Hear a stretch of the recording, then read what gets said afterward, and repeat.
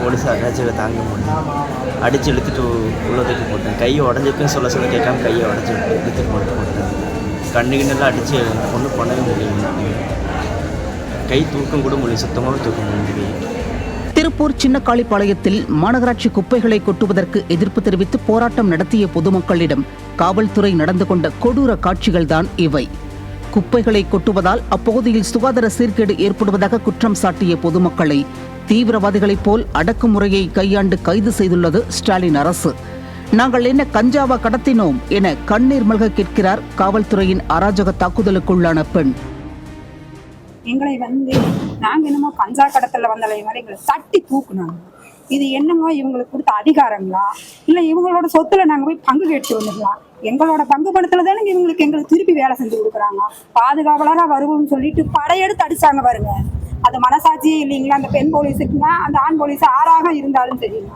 ஏங்க இப்படி எங்களை வன்முறைப்படுத்தினாங்க. எங்களை தகர சீட்டோட கொண்டு போய் அடிச்சாங்களே, எங்க கை வலிக்குதுங்க. எங்களை அடிப்பாங்கன்னு தெரியாது. தார் ரோட்ல போட்டு அடிக்கிறாங்க. ஒரு பொம்பளை போலீஸ் வந்து எங்களை தூக்கி வீசுறாங்க.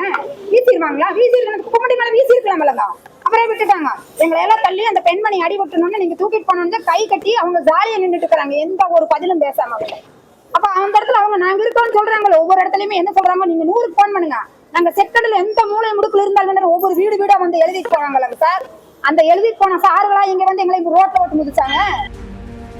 தமிழ்நாட்டில் மக்கள் தேர்ந்தெடுத்த ஜனநாயக ஆட்சி நடக்கிறதா அல்லது காவல்துறையின் அராஜக ஆட்சி நடக்கிறதா என்ற சந்தேகத்தை எழுப்பியுள்ளனர் அப்பகுதி மக்கள்.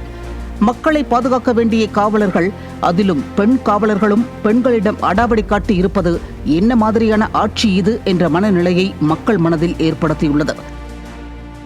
அதாவது மனிதாபிமானத்தோட செயல்பட வேண்டிய பெண் போலீஸ் இவங்களெல்லாம் என்னமோ ஒரு மிகப்பெரிய தீவிரவாதிகளை போல இன்னைக்கு கொடூரமான முறையில தாக்கி இருக்கிறதை பார்த்தா தமிழகத்துல அரசாங்கத்தோட ஆட்சி இருக்கா இல்ல காவல்துறையோட அராஜகமான ஆட்சி இருக்காங்கிறது தெரியலைங்க. மேலும் திமுக அரசு ஒரு ஏமாற்று மாடல் அரசு என்பதை அப்பகுதி மக்களுக்கு தலையில் அடித்து நிரூபித்திருக்கிறார் திருப்பூர் மாநகராட்சி திமுக மேயர்.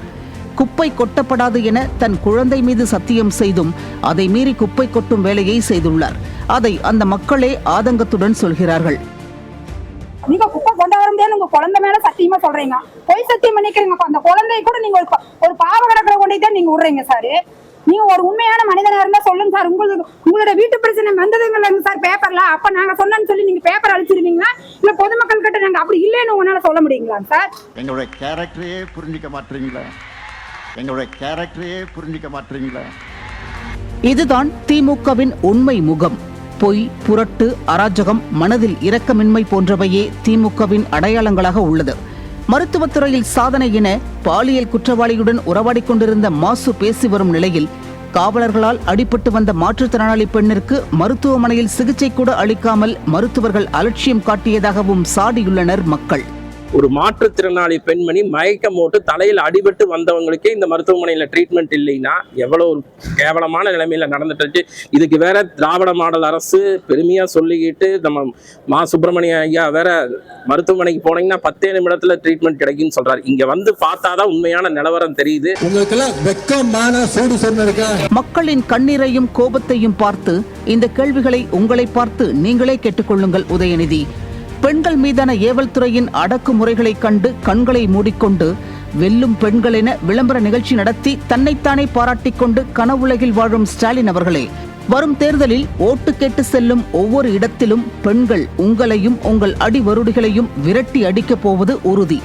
திராவிட மாடல் 2.0 என நீங்கள் கனவு கண்டு கொண்டிருக்கும் நேரத்தில் இனி தமிழ்நாட்டில் ஒருபோதும் திமுக ஆட்சிக்கு வரவே கூடாது என முடிவெடுத்துவிட்டனர் தமிழ்நாட்டு பெண்கள்.